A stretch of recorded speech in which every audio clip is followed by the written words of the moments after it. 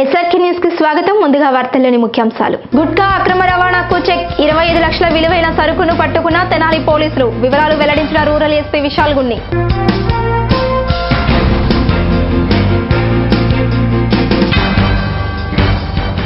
కాలుష్య కాసరాలుగా మారిన ఖాళీ స్థలాలు పట్టించుకొని పాలకులు, అధికారులు.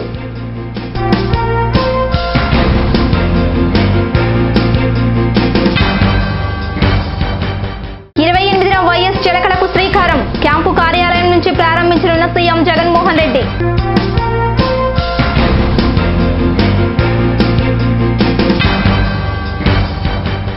గుట్టు చప్పుడు కాకుండా గుట్కా ప్యాకెట్లను తరలిస్తున్న ముగ్గురిని తెనాలి పోలీసులు పట్టుకున్నారు. వారి వద్ద నుంచి 25 లక్షల రూపాయలు విలువ చేసే గుట్కా ప్యాకెట్లతో పాటు రవాణాకు ఉపయోగించిన వాహనాన్ని స్వాధీనం చేసుకున్నారు.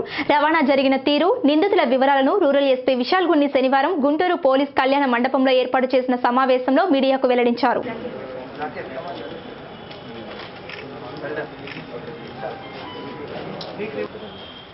సక్సెస్ స్టోరీ మీ ముందు పెట్టడానికి అరేంజ్ చేయడం జరిగింది. మీరందరికీ తెలుసు, టొబాకో అండ్ రిలేటెడ్ ప్రోడక్ట్స్ ప్రతి ఒక్క ప్రజల హెల్త్ మీద ఎంతో హానికరంగా ఉంటుంది, ఎంతో ఇల్ ఎఫెక్ట్స్ ఉంటాయి. దానికి మన రాష్ట్ర ప్రభుత్వం టొబాకో, ఇల్లీగల్ ఖైనీ, జర్దార్, అదేవిధంగా గుట్కాస్ ఏదైతే ఉన్నాయి దాని మీద ప్రత్యేకంగా మనము దృష్టి పెట్టడం జరిగింది. దీని భాగంగా నిన్న ఒక చాలా మంచి గుడ్ వర్క్ మన తెనాలి సబ్ డివిజన్లో జరిగింది. Totally yesterday we have captured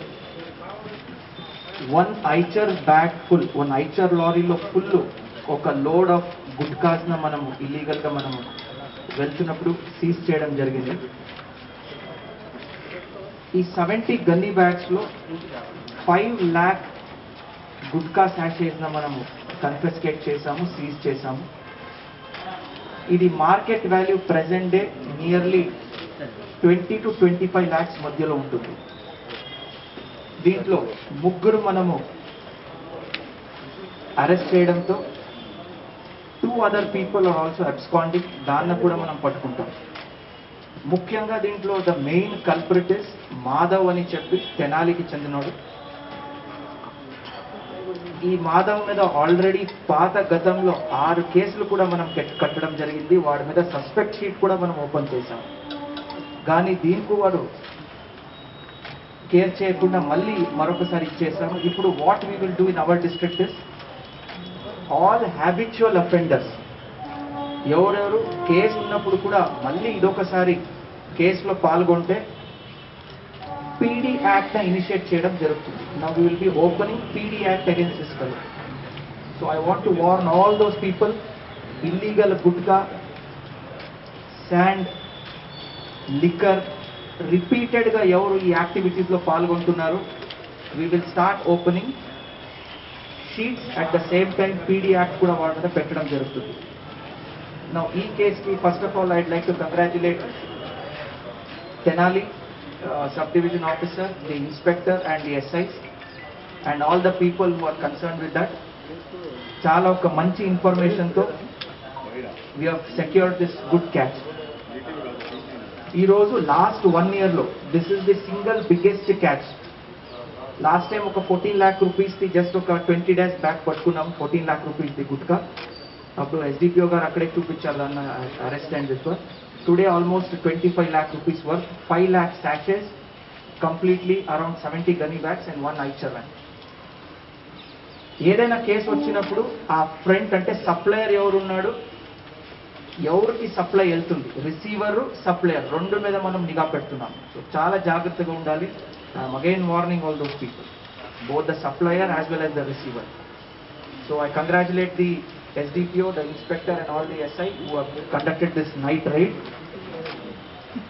At the same time, again I request the public, మీరందరూ చూస్తున్నారు ప్రతిసారి మీ ముందు ఏదైనా ఒక మంచి క్యాచ్తో కానీ మంచి ఎన్ఫోర్స్మెంట్ ముందుకు వస్తున్నాం. The only reason we are able to do is free flow of information.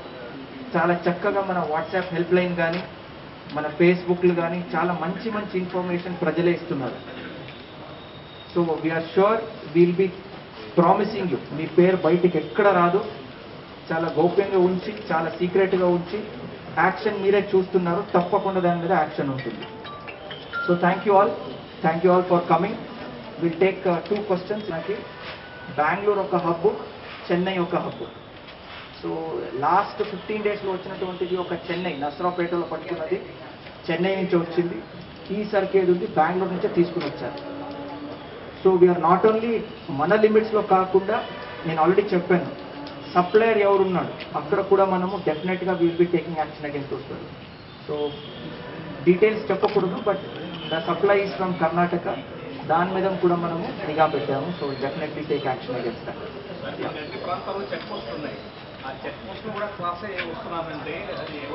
Detailed checking మన చెక్ పోస్ట్లో జరుగుతున్నది.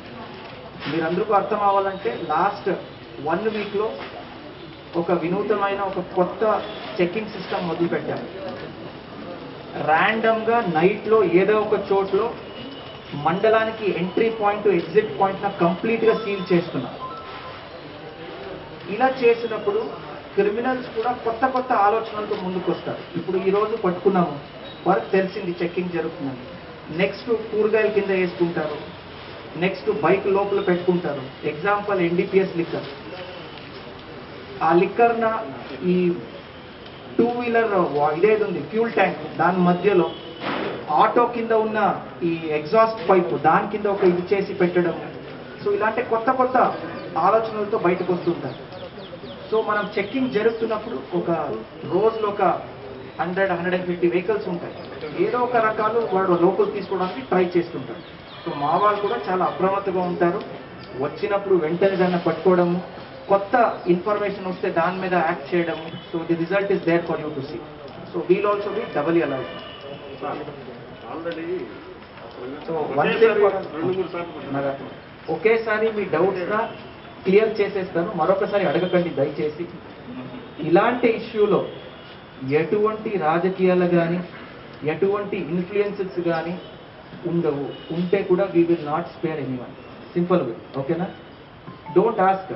ఇది జస్ట్ ఒక క్రిమినల్ యాక్టివిటీ చేశాను, పట్టుకున్నాం. దయచేసి దీంట్లో రాజకీయాలు తీసుకురాకండి. That is my humble request. Okay, yeah. అలాంటి మీరు అడిగినప్పుడు ఉంటే మరి పట్టుకోకూడదు కదా ఇంత పెద్ద స్థాయిలో. మనం ఆలోచిస్తే కరెక్ట్గా. ఎప్పటి నుంచి ఒక వ్యాపారం కొనసాగుతుంది? ఇది ఆల్మోస్ట్ లాస్ట్ సస్పెక్ట్ షీట్ ఎప్పుడు ఓపెన్ అయింది? 17లో ఒక కేసు ఉంది, అదేవిధంగా 19లో ఒక కేసు ఉంది, ఇప్పుడు 20. అంటే లాస్ట్ 6 కేసెస్, 6 కేసెస్ ఉన్నాయి. దాంట్లో 3లో అక్విటల్ అయింది, ఒక క్వాష్కి వెళ్ళింది, ఒక కన్విక్షన్ వచ్చింది. సస్పెక్ట్ షీట్ కూడా పెట్టారు. అది అలాంటి ఫైనల్ డీటెయిల్స్ అంటే ఇంకా అవసరం లేదు, బట్ మీరు అడిగారు కాబట్టి ఇంకా ఎక్కువ డీటెయిల్స్. చినుకులు పడితే చాలు గుంటూరు నగరం చెరువులా మారిపోతుంది.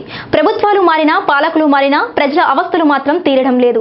అనుకోని అతిథిలా వచ్చిన వర్షం కారణంగా ఖాళీ స్థలాలు, సైడ్ డ్రైన్లు నిండిపోయి వర్షం నీరు రోడ్ల మీద ప్రవహిస్తుంది. దీంతో ప్రజల రాకపోకలు సాగించేందుకు అవస్థలు పడుతున్నారు. నిలిచిన నీటిలో విషకీటకాలు సంచరిస్తూ నగరవాసుల వెన్నులో వణుకు పుట్టిస్తున్నాయి. దీంతో పిల్లల్ని బయటకు పంపాలంటే తల్లిదండ్రులు భయాందోళనకు గురి అవుతున్నారు. సమస్య ఉన్నతాధికారుల దృష్టికి తీసుకెళ్లినా ఫలితం లేకపోయిందని ప్రజలు వాపోతున్నారు. నగరపాలక సంస్థ అధికారులు ఇప్పటికైనా దృష్టి సారించి ఖాళీ స్థలాల్లో నీరు నిల్వ ఉండకుండా చర్యలు చేపట్టాలని ప్రజలు విజ్ఞప్తి చేస్తున్నారు. దుర్గానగర్లో ఇబ్బందిగా ఉంటుందండి. బళ్ళు ఇవి రావటానికి కానీ పోవటానికి కానీ ఇబ్బందిగా ఉంటుంది. నీళ్ళు ఎవరు పట్టించుకున్న వాళ్ళు లేరు. ఎంతమందికి కంప్లైంట్ చేసినా కూడా పట్టించుకోవట్లా. అది పరిస్థితి. ఎవరైనా వచ్చారా ఇంతకుముందు ఎవరు రాలేదండి. మీరెవరు దృష్టికి తీసుకెళ్ళారు ఈ సమస్యని? ఈ సచివాలయం వాళ్ళకి చెప్పాము. వేరే వాళ్ళు వచ్చి ఏంటమ్మా ఇక్కడ ప్రాబ్లమ్స్ అంటే వాళ్ళకి చెప్పాము. సచివాలయంలో ఏమన్నారు? సచివాలయంలో చెప్తాంలే అమ్మ వాళ్ళకి, సార్ వాళ్ళకి అన్ని కనుక్కొని చెప్తాంలే అన్నారు, కానీ పట్టించుకోలే ఎవరు. ప్రజా సంక్షేమం కోసం పథకాల వర్షాన్ని కురిపిస్తున్న రాష్ట్ర ముఖ్యమంత్రి వైఎస్ జగన్మోహన్ రెడ్డి మరో పథకానికి శ్రీకారం చుట్టబోతున్నారు. బోరుబావులపై ఆధారపడి జీవిస్తున్న రైతులకు వైఎస్ఆర్ జలకల పేరిట ఉచిత బోరుబావులను తవ్వించేందుకు సిద్ధమయ్యారు. ఈ నెల 28వ తేదీన తాడేపల్లిలోని క్యాంపు కార్యాలయం నుంచి ఈ పథకాన్ని జగన్ ప్రారంభించనున్నారు. ఈ పథకానికి 2430 కోట్లు కేటాయించగా దీని ద్వారా 3 లక్షల మంది రైతులకు మేలు చేకూరనుంది.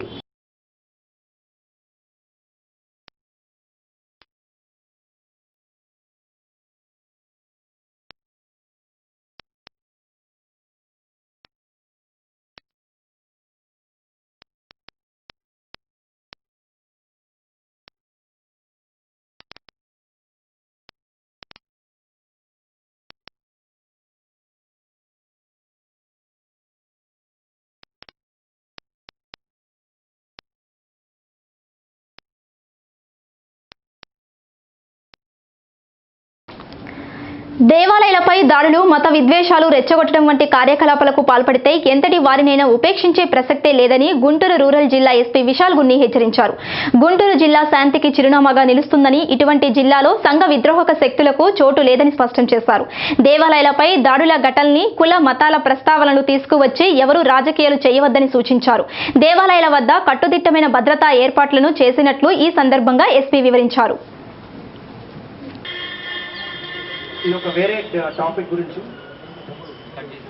మీరందరికీ తెలుసు, రాష్ట్రంలో జరుగుతున్నటువంటి ప్రెజెంట్ పరిస్థితిలో ఏదైనా ఇంపార్టెంట్ ప్లేసెస్ ఆఫ్ వర్షిప్ తూర్పుగోదావరి జిల్లాలో జరిగినటువంటి సంఘటనలు ఉండొచ్చు, అంతర్వేది సంఘటన జరిగి ఉండొచ్చు.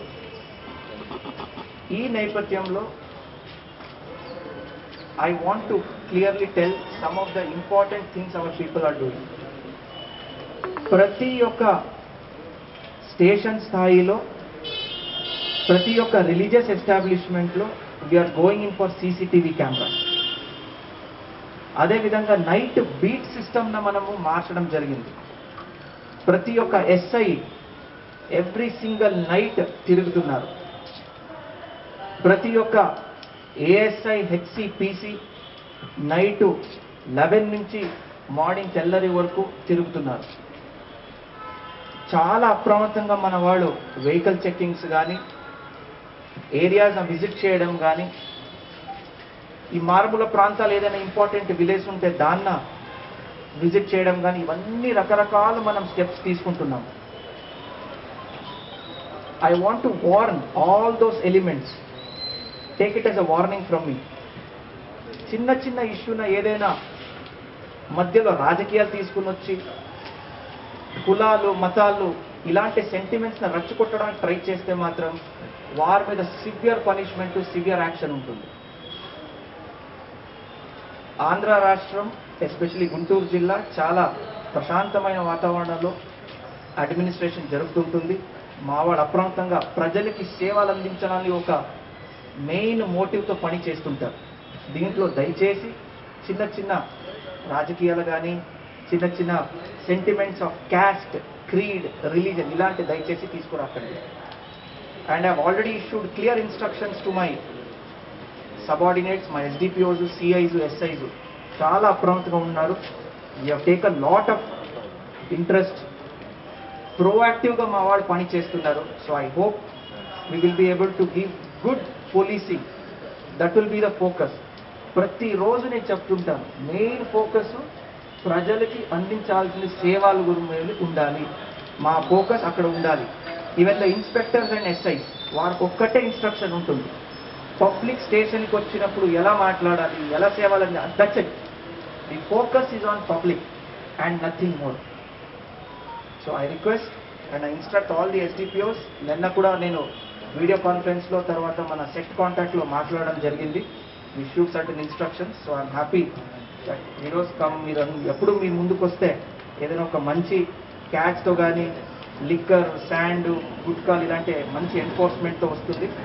So I'm happy about. ఈ యొక్క కమిటీకి మనము నోటీసులు సర్వ్ చేయడం జరిగింది. మీరందరికీ తెలుసు, ఉన్న police force we have around 4,000 armed police force. Overall religious establishment చూసుకుంటే మోర్ దెన్ 6,500 ఉన్నాయి. సో ప్రతి చోట్ల పోలీస్ ఉండలేదు. సో ప్రతి ఒక్క కమిటీకి మనము నోటీసులు సర్వ్ చేస్తే పోలీస్ వైపు నుంచి ఏదైనా వారికి సపోర్ట్ కావాలని మనం అడగడం జరిగింది. That is one thing. Committee వాళ్ళతో పర్సనల్గా ప్రతి ఒక్క ఇన్స్పెక్టర్, ఎస్ఐ వెళ్ళి మాట్లాడారు, పర్సనల్గా మాట్లాడారు. మూడోది, ప్రతి ఒక్క ఎస్టాబ్లిష్మెంట్లో we have ensured there is a CCTV camera, especially with night vision. ఈ చిన్న చిన్న క్రిస్టియన్లు, చిన్న చిన్న ఇవన్నీ మీరు వెస్ట్ గోదావరి ఉండొచ్చు, ఈస్ట్ గోదావరి ఉండొచ్చు, మండపేటలో అంతర్వేది జరిగింది, ఇవన్నీ నైట్ జరిగినట్లు మనకి సమాచారాలు వస్తున్నాయి. ఏదో నేను ఈ మధ్యకాలంలో మీడియాలో చూశాను. సో ఇలాంటి నేపథ్యం, ఇలాంటి పరిస్థితిలో we are ensuring that CCTV cameras are also night vision cameras. That is one thing. So thank you. అది నేను బ్రీఫింగ్లో మిస్ అయింది కాబట్టి మీరే గుర్తు చేశారు. ఇంకొక క్వశ్చన్ తీసుకుంటాను, దెన్ విల్ ఫినిష్ ఇట్. ఎందుకంటే విద్య వైద్యానికి రాష్ట్ర ప్రభుత్వం పెద్దపీట వేస్తుందని నర్సరావుపేట శాసనసభ్యులు గోపిరెడ్డి శ్రీనివాసరెడ్డి తెలిపారు. నాడు నేడు కార్యక్రమంలో భాగంగా స్కూల్స్ లో ప్రభుత్వం పెనుమార్పులు తీసుకువస్తుందని చెప్పారు.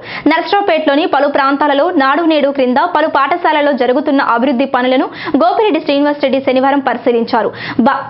భావితరాలకు మనం అందించే నాణ్యమైన విద్యే మన పెట్టుబడి అని గుర్తు చేశారు.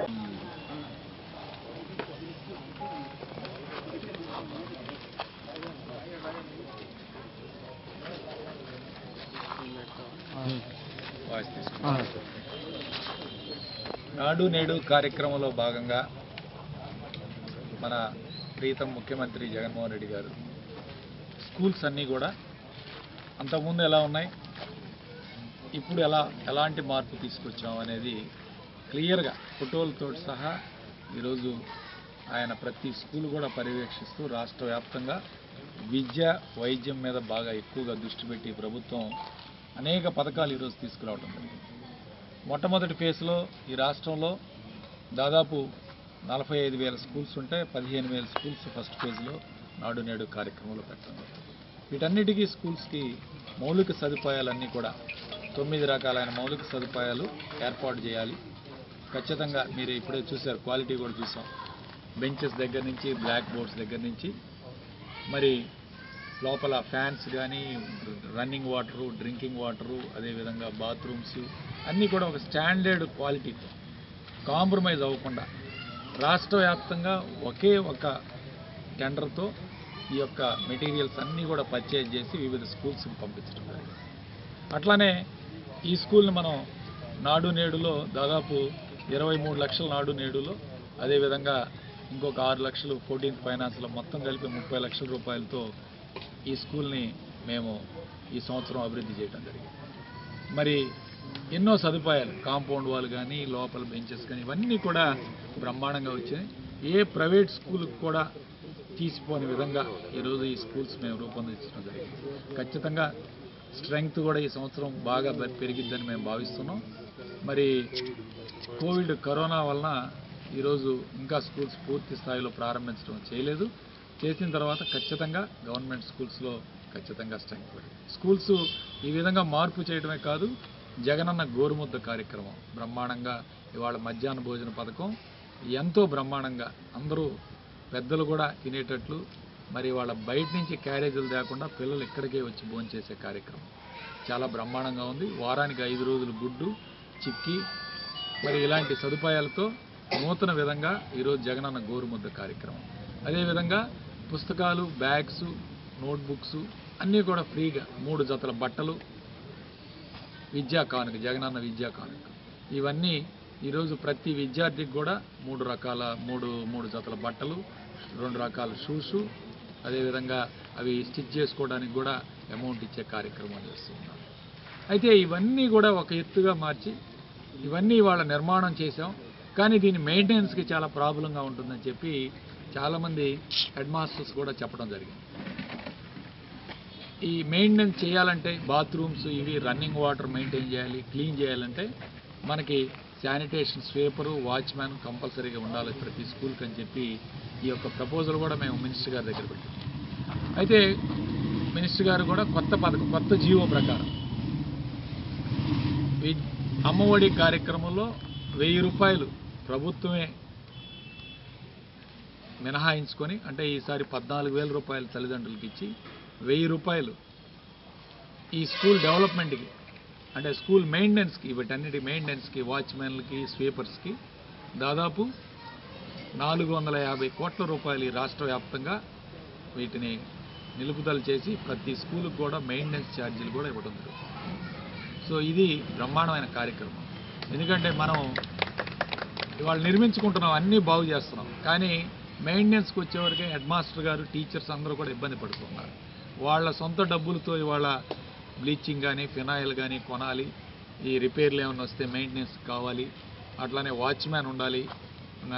రాత్రిపూట ట్రెస్ పాసర్స్ ఎక్కువైపోయి స్కూల్లో మరి ఇవన్నీ కూడా పాడు చేసే కార్యక్రమం చేస్తున్నారు. కాబట్టి వాచ్మ్యాను, స్వీపరు, అట్లానే బ్లీచింగు, శానిటేషన్ మెటీరియల్, వీటన్నిటి కోసం స్కూల్ మెయింటెనెన్స్ కోసం ఒక్కో పిల్లోడి దగ్గర నుంచి 1000 రూపాయలు ప్రభుత్వమే మినహాయించే జీవోలో ఈ స్కూల్స్ అన్నిటికి కూడా మెయింటెనెన్స్ కూడా ఏర్పాటు చేస్తాం.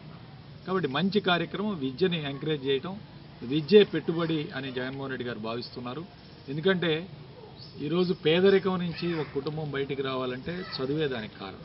చదువు, దాని తర్వాత ఉద్యోగం.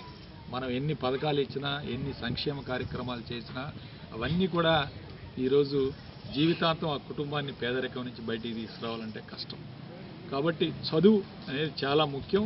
చదువు మీద ఎంత ఇన్వెస్ట్ చేసినా, ఎంత పెట్టుబడి పెట్టినా ఈ రాష్ట్ర ప్రభుత్వం దానికి ప్రతిఫలం ఉంటుందని చెప్పి ముఖ్యమంత్రి గారు భావిస్తూ ఉన్నారు. అదేవిధంగా వైద్యం మీద ఈరోజు హాస్పిటల్స్ కూడా నాడు నేడు కార్యక్రమంలో బ్రహ్మాండంగా మరి 16 ప్రభుత్వ మెడికల్ కాలేజీలు అదనంగా శాంక్షన్ చేయడం కానీ, హాస్పిటల్స్ అభివృద్ధి కానీ చేస్తున్నాం. ఈ విధంగా ప్రతి ఒక్క స్కూలుకు కూడా మేము ఏర్పాటు చేసి ప్రతి ఒక్క స్కూల్ను కూడా అభివృద్ధి చేసే కార్యక్రమంలో భాగంగా ఈరోజు తిలక్ స్కూలు, అట్లానే municipal high school, Brahmananda Reddy school కూడా పర్యటించి ఇవన్నీ కూడా చూసుకొని ఖచ్చితంగా ఈ కార్యక్రమాలు ఎలా జరుగుతున్నాయో పర్యవేక్షిస్తామని ఈ సందర్భంగా తెలియజేస్తున్నాం. భారతదేశం ఓ గాన గంధర్వుణ్ణి కోల్పోయిందని మాజీ జెడ్పీటీసీ అన్నాబత్తుని జయలక్ష్మి ఆవేదన వ్యక్తం చేశారు. తెనాలి పట్టణంలోని తెలుగుదేశం పార్టీ కార్యాలయంలో శనివారం ఎస్పీ బాలసుబ్రహ్మణ్యం చిత్రపటం వద్ద నివాళులర్పించిన సందర్భంగా ఆమె మాట్లాడారు. పెదబాబు, వెంకటేశ్వర్లు, కోటేశ్వరరావు, సరళ, శ్యామ్, విజయ్ తదితరులు పాల్గొన్నారు. నిన్నటి రోజు ప్రపంచానికే చీకటి రోజు. గాన గాంధర్వులు పద్మ విభూషణ్, పద్మశ్రీ, శ్రీపతి పండితారాధ్యుల బాలసుబ్రహ్మణ్యం గారు మరణం ప్రపంచానికే తీరని లోటు. ఆయన గాత్రం నిజంగా ఆయనకి దేవుడిచ్చిన వరం. అందరికీ అలాంటి వరం దొరకదు.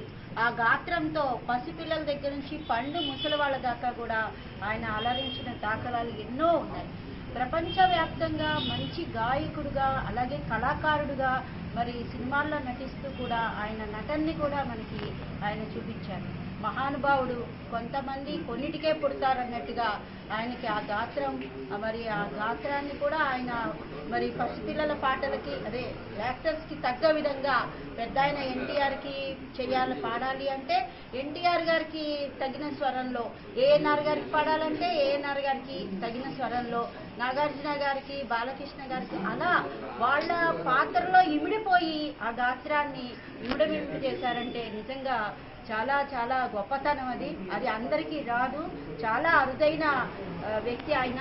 ఆ దేవుడు ఆయనకి ఆ వరం ఇచ్చినట్టుగానే ప్రపంచవ్యాప్తంగా తెలుగు బిడ్డ అయ్యుండి మరి ఎన్నో భాషల్లో ఆయన పాడటం, మరి ఎన్నో అవార్డ్స్, ఎన్నో దాదాసాహెబ్ ఫాల్కే అవార్డులు, నంది అవార్డులు అవన్నీ కూడా ఆయన తీసుకోవటం, నిజంగా తెలుగువాడిగా ఆయన పుట్టినందుకు బాలసుబ్రహ్మణ్యం గారు మా మనిషి, మా తెలుగు బిడ్డ అని చెప్పుకోవటానికి మనందరం కూడా గర్వపడాలి.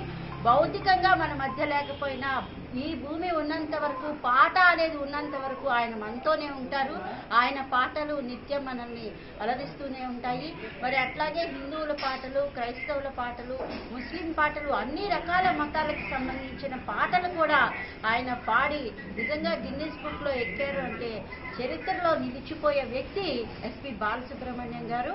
మరి ఆయన మరణం మరి ఆ కరోనా రూపంలో వచ్చి మరి ఆయనకు ఆ ఇన్ఫెక్షన్ రావటం, ఇవన్నీ కూడా కోలుకుంటున్నారు అనే మాట విని ఎందరో అభిమానులు ఎంతో ఆనందపడ్డారు. మా బాలు మళ్ళీ మా మధ్యలోకి వస్తారు, మళ్ళీ పాడతారు అని చెప్పేసి ఎంతో ఉత్సాహపడ్డారు. మరి ఆ ఆశలన్నీ అడియాసలు చేస్తూ ఆయన నిన్నటి రోజున అస్తమించడం తెలుగు జాతికి ఒక చీకటి రోజు.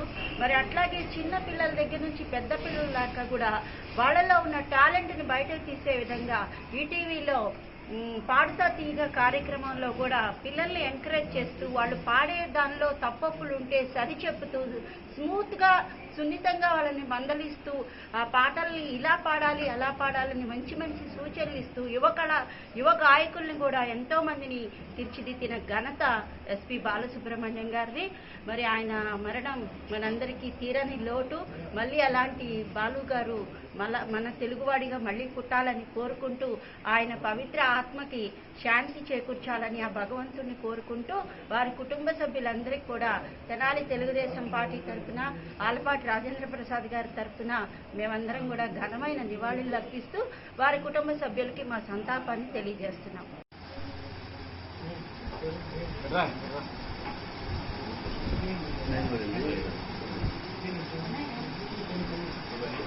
మేడం గారు మీరు కూడా ఆగిపోయింది.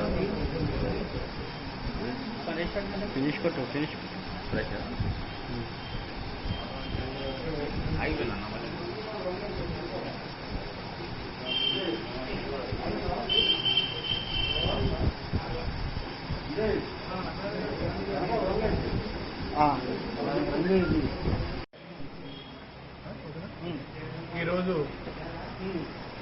మరి తెలుగుదేశం పార్టీ పట్టణ సాంస్కృతిక విభాగం అదేవిధంగా తెలుగుదేశం పార్టీ ఆధ్వర్యంలో గాన గాంధర్వులు ఎస్పీ బాలసుబ్రహ్మణ్యం గారి మరి మరణానికి చింతిస్తూ వారి ఆత్మకు శాంతి చేకూరాలని అందరూ కూడా శోక సముద్రంలో వారికి ఘనమైనటువంటి నివాళులు అర్పించడం జరిగింది. ఈ ప్రపంచంలో అద్భుతమైనటువంటి గొంతు కంఠం ఉందంటే అది ఒక ఎస్పీ బాలసుబ్రహ్మణ్యం గారిదని చెప్పి మనందరికీ కూడా తెలుసు. నిజంగా ఆంధ్ర రాష్ట్ర ప్రజలకి అదేవిధంగా మరి భారతదేశ సంగీత ప్రియులకి శ్రోతలకి దురదృష్టమైనటువంటి రోజు నిన్న. దురదృష్టం నిజంగా, ఎందుకంటే అంత మధురమైనటువంటి మరి ఆయన కంఠంతో ఎంతోమంది ఎన్నో బాధల్లో ఉంటే ఆయన గొంతు నుంచి వెలువడినటువంటి అద్భుతమైనటువంటి పాటలు వింటా ఆ బాధలను కూడా మైమరిచేటట్టు చేసేటువంటి గొప్ప వ్యక్తి బాలసుబ్రహ్మణ్యం గారు.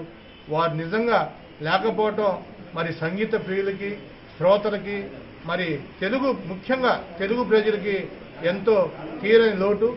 ఒక్క సినీ రంగానికే కాకుండా అందరికీ ఆహ్లాదంగా జీవించే ప్రతి ఒక్కళ్ళకు కూడా ఎంతో నష్టపరిచినటువంటి వ్యక్తి.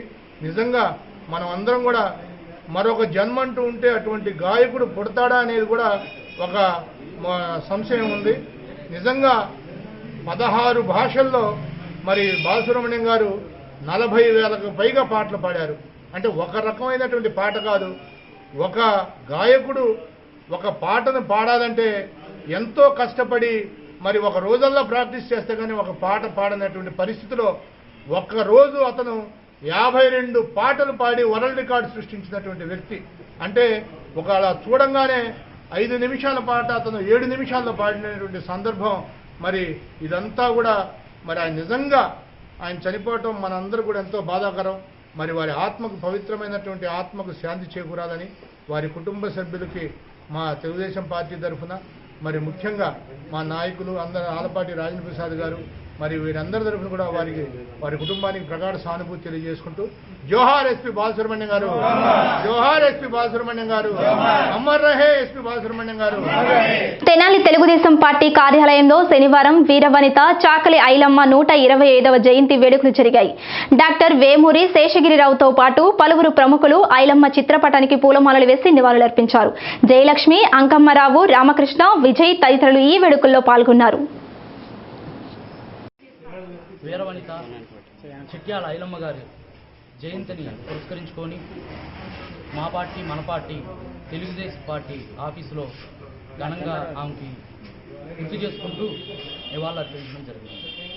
ఆవిడ ఐలమ్మ గారు తెలంగాణ జన్మించి ఆ రోజు పెట్టుబడిదారీ వ్యవస్థ, భూస్వాములు, పెత్తందారులు బీసీ కులాలని అనగదొక్కుతూ వాళ్ళ ఇంట్లలోనూ మరి వారికున్న భూముల్లో వాళ్ళ చేత వెట్టి చాకిరీ చేయించుకుంటూ వాళ్ళని ఎన్నో హింసలకి గురి చేసినారు.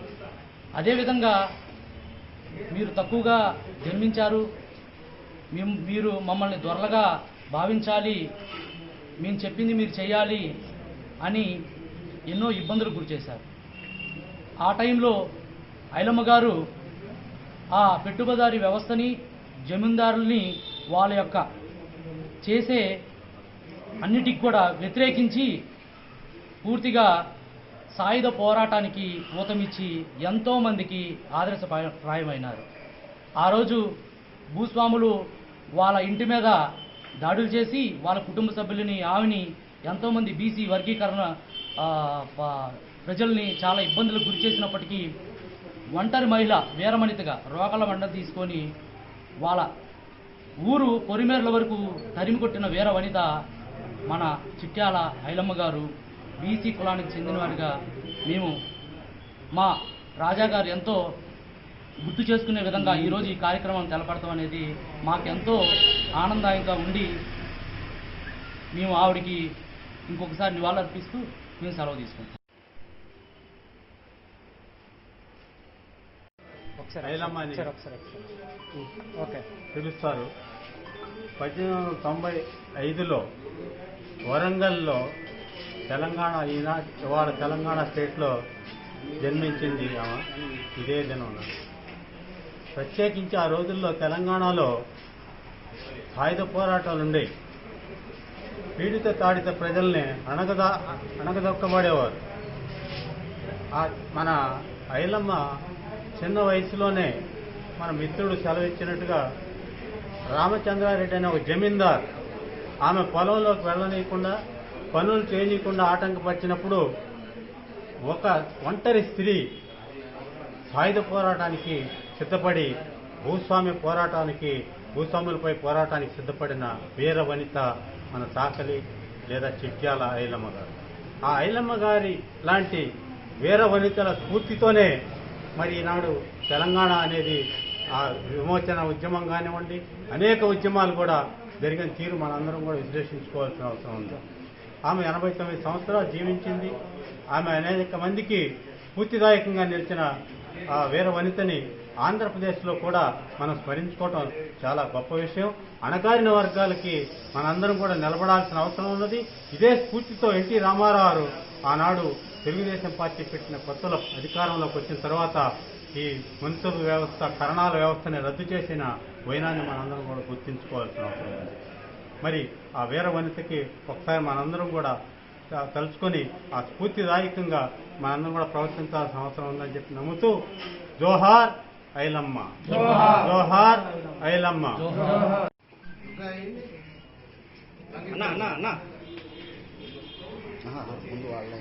దుర్గా రామకృష్ణ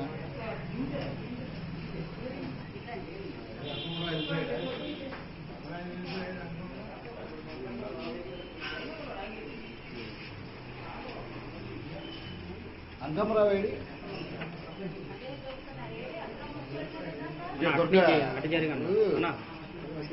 ఇటువైపు లుకింగ్ రామకృష్ణ తిరిగి పక్క తిరిగి రామకృష్ణ అది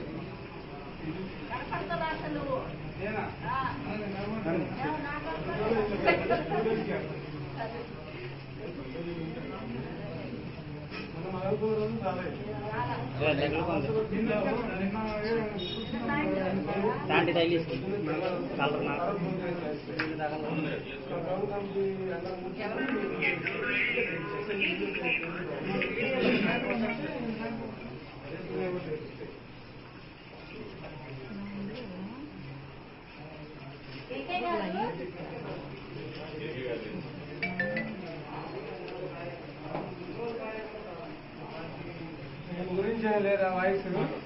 వార్తలు ముగించే ముందు ముఖ్యాంశాలు మరోసారి. గుట్కా అక్రమ రవాణాకు చెక్, 25 లక్షల విలువైన సరుకును పట్టుకున్న తెనాలి పోలీసులు. వివరాలు వెల్లడించిన rural SP Vishal Gunni.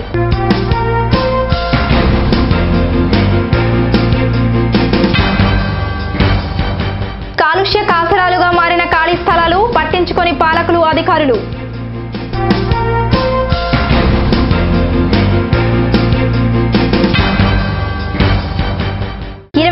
YS చిలకలకు శ్రీకారం. క్యాంపు కార్యాలయం నుంచి ప్రారంభించనున్న సీఎం జగన్మోహన్ రెడ్డి.